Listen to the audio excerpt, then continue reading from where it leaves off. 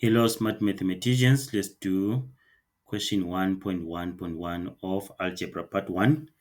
Right, so we have this x times 2x plus 1 is equal to 0. You have to recognize that this is a product. It's actually the factors. It's x times 2x plus 1. It's x times 2x plus 1 is equal to 0.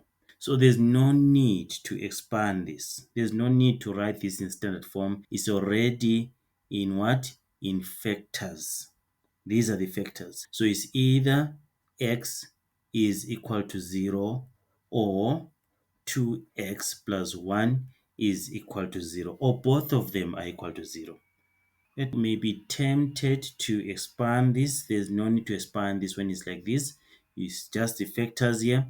It's either x is equal to 0 or 2x plus 1 is equal to 0. Please take note of that. And then x equal to 0 or 2x is equal to negative 1 after transposing positive 1.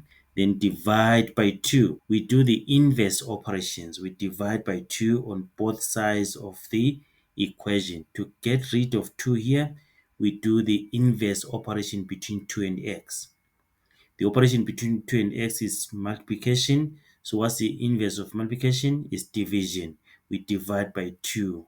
And then if you divide by 2 on the left hand side, you must divide by 2 on the right hand side. Okay, so the answer is x is equal to negative 1 over 2, or x is equal to 2. So these are the answers.